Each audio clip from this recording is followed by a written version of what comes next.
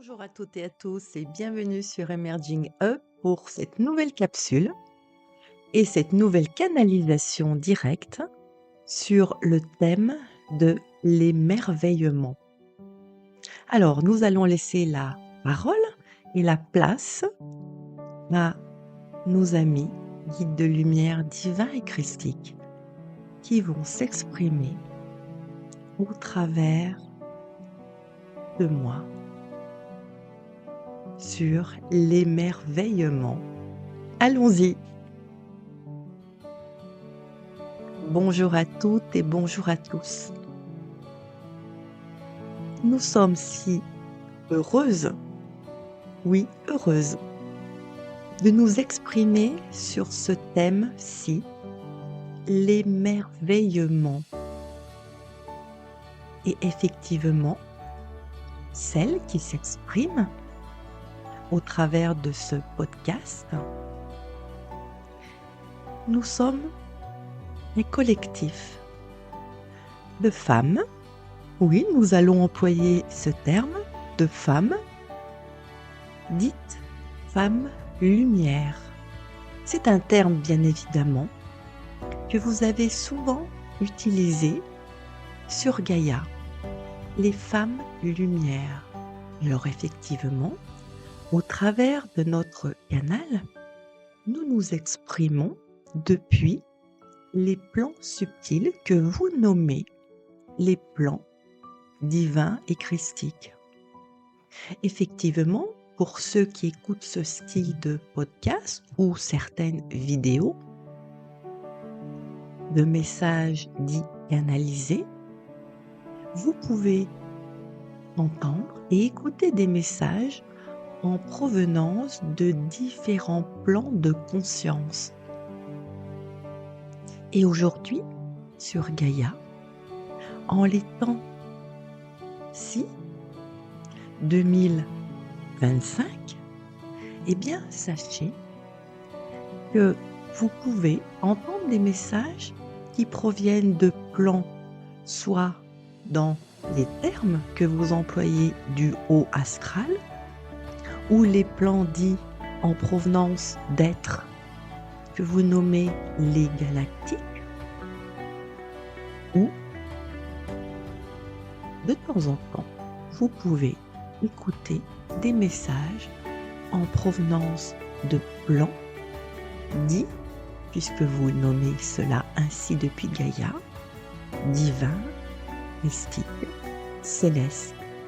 Eh bien, ici, nous, en tant que femmes lumière ou collectif d'êtres de lumière, et ceci ne reste que des termes, eh bien, nous nous exprimons et nous sommes heureuses de pouvoir vous partager notre vision, oui, notre vision sur le thème de l'émerveillement.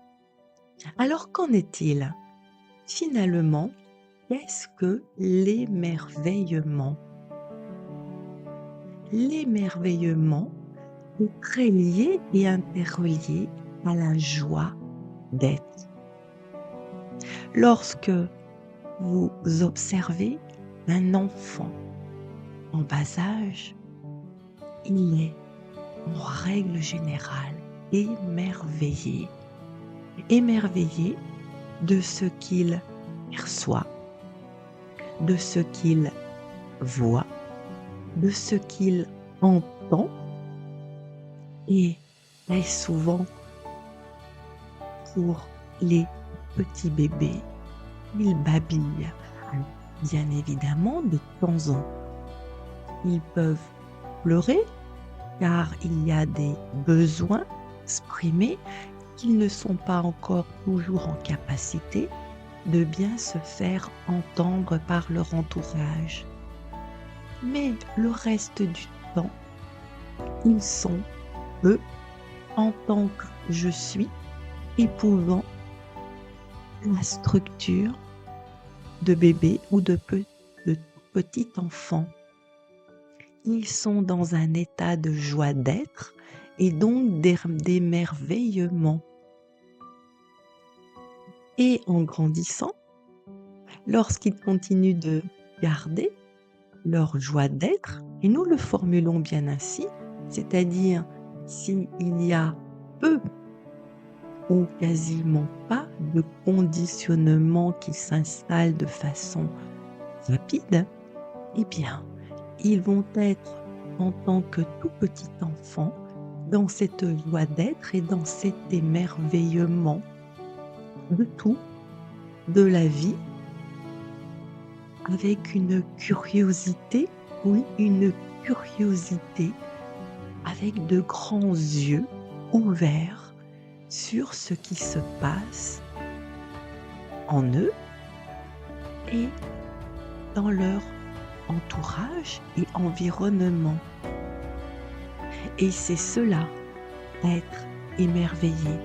Bien évidemment, ils ont encore une façon de s'exprimer à travers leur structure qui est totalement inhérente à leur âge et au développement de leur structure cérébrale, cognitive et de leur apprentissage, là où ils en sont, dans leur langage et dans leur expression. Aujourd'hui, vous avez perçu, réellement perçu, que ces tout petits enfants sont réellement éveillés, bien plus éveillés qu'il y a de cela une vingtaine d'années de temps terrestre. Et pourquoi sont-ils, en apparence, bien plus éveillés en conscience qu'il y a un certain temps? Eh bien, tout simplement car leur je suis, qui est venu choisir cette dite incarnation, cette structure, est venu davantage en conscience depuis un certain plan. Qu'il soit du haut astral, qu'il soit des plans dits galactiques, ou qu'il soit des plans dits, oui, c'est compris aussi, des plans que vous nommez célestes, divins et christiques. Et il y a effectivement davantage de présence, davantage de joie d'être, car ils sont aussi, en tant que je suis, davantage expérimentés, simplement. Alors, l'émerveillement est un état d'être. Effectivement, un grand nombre d'entre vous ne vont pas forcément être en accord avec le terme état, car on vous apprend dans les sphères de non-dualité qu'il n'y a pas d'état. Ceci reste un terme car il faut bien s'exprimer, mais effectivement, être en émerveillement est une façon d'être spécifique à vous en tant que je suis qui vous exprimez au travers de votre structure. Et nous, depuis les plans subtils, nous l'exprimons ainsi. Ceci est un état. Oui, un état d'être, car en définitive, ce qui n'est pas un état, eh bien, par la source infinie d'amour incommensurable, telle que vous la définissez, l'absolu, la vacuité, et tel que vous le précisez, il n'y a pas d'état. Mais aujourd'hui, depuis Gaïa, depuis votre structure, ce que vous vivez, même en étant réalisé ou bien éveillé, vous vous exprimez à travers une structure du mieux possible et vous vivez des états d'être plus ou moins conditionnés et en tout cas l'émerveillement que vous allez vivre au travers de votre structure est un état d'émerveillement qui est une particularité, spécificité de la joie d'être. Et pour continuer à être émerveillé, eh bien, il vous suffit aussi de prendre conscience et de vous observer si, en règle générale, dans votre quotidien, vous avez plutôt tendance à observer, regarder, vivre la vie depuis une perspective dite du verre à moitié vide que du verre à moitié plein. Et continuer de s'émerveiller ou grandir en émerveillement vous invite à observer votre environnement et à vous observer vous dans votre fonctionnement. Et ainsi, combien d'entre vous expliquent qu'il suffit, ne serait-ce que de regarder de temps en temps une fleur, de regarder le soleil, le ciel bleu, et même s'il n'est pas bleu, car il y a aussi une beauté, observer des nuages et même la pluie. Et ceci s'apprend. C'est comme un apprentissage à apprendre à observer, à accueillir et à aimer. À aimer même si le ciel n'est pas toujours bleu, même s'il y a du vent, même s'il y a de la pluie. Et combien d'entre vous nous vous entendons exprimer que vous êtes sensible au climat et au changement de temps lorsqu'il fait moins beau et que vous ne vous sentez pas forcément mieux ou bien lorsqu'il pleut ou qu'il fait gris. Eh bien, nous vous invitons justement pour continuer à grandir dans votre état d'émerveillement et à être de plus en plus émerveillé, à réellement aimer même la pluie, même les nuages, même ce qui, effectivement, visuellement, ne semble pas tout à fait tel que vous souhaiteriez que cela soit. Et là, nous parlons du climat, mais ceci est aussi vrai lorsque vous dialoguez avec quelqu'un pour lequel vous n'avez pas forcément a priori d'appétence, d'affinité. Eh bien, ne serait-ce que par courtoisie et par amour, apprenez à aimer, apprenez à percevoir au-delà de sa structure, apprenez à voir qu'il s'exprime ainsi, car en définitive, eh bien, il ne peut que s'exprimer ainsi pour le moment au travers de sa structure et que cela n'est pas très agréable pour vous. Et rappelez-vous encore et encore que si cela n'est pas très agréable pour vous, c'est que cela vient résonner en vous. Et accueillez cela et dites merci.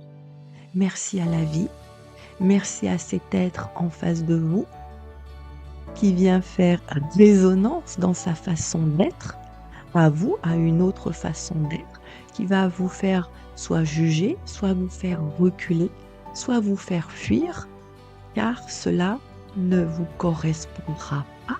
Ce sont les termes que vous employez. Eh bien, c'est exactement pareil.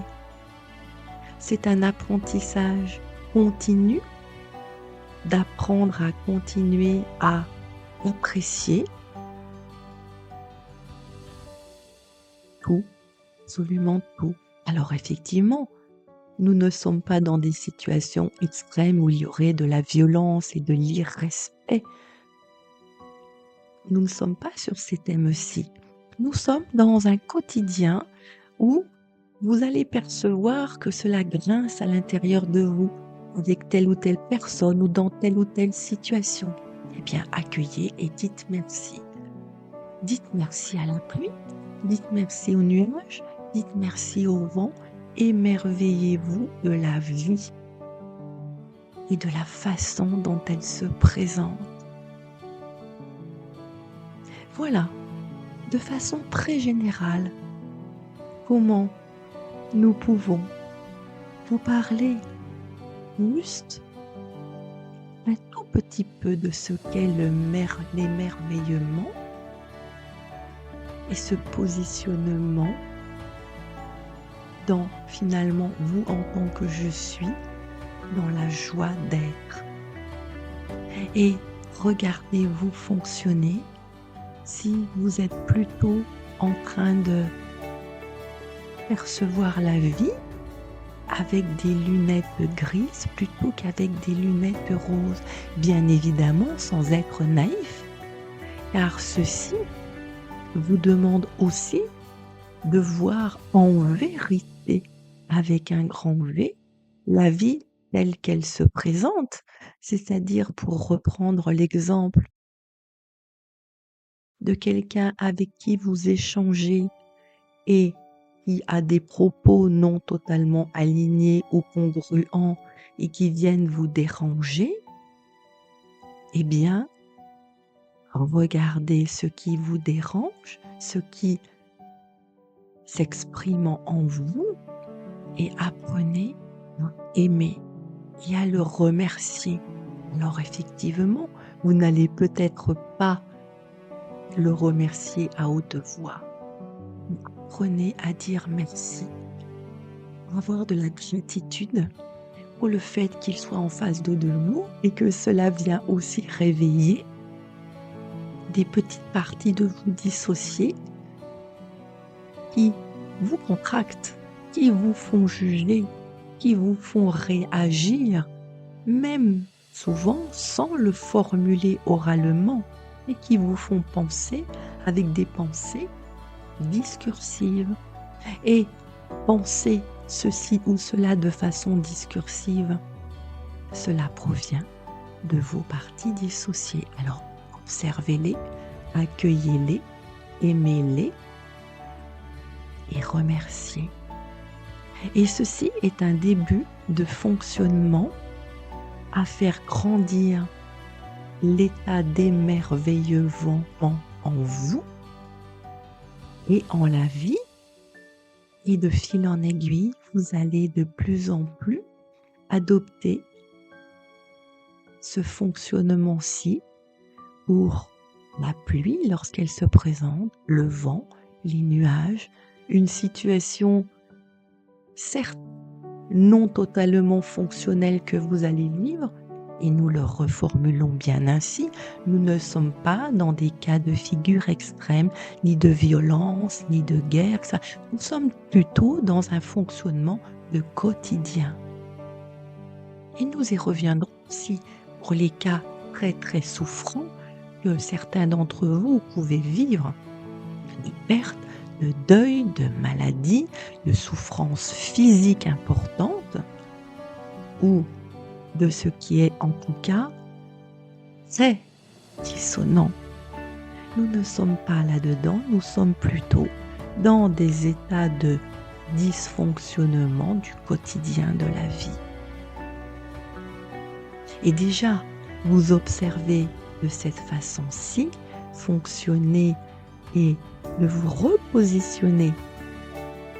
Et vous pouvez, en termes d'image, sourire à vous-même et finalement imager en vous avec un grand sourire, comme si vous remettiez des lunettes dont les verres sont roses et que vous alliez enlever la paire de lunettes avec des verres grisâtres. Et vous pouvez faire ce geste. Alors, ceci est métaphorique, bien évidemment. Ceci est utilisé aussi en thérapie cognitive. Eh bien, faites-le de vous avec vous-même, vous repositionnez tes lunettes roses pour revoir, percevoir la vie davantage rose plutôt que grise et davantage avec de l'émerveillement. Voici comment, en introduction très générale, nous vous présentons, nous, depuis ces plans subtils que vous nommez divins et christiques et célestes, l'émerveillement.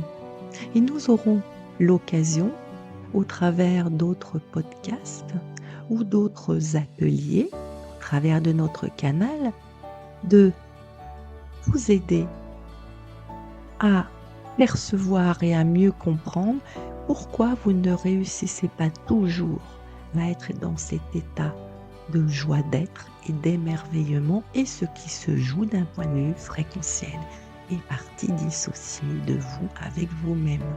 Nous terminons cette capsule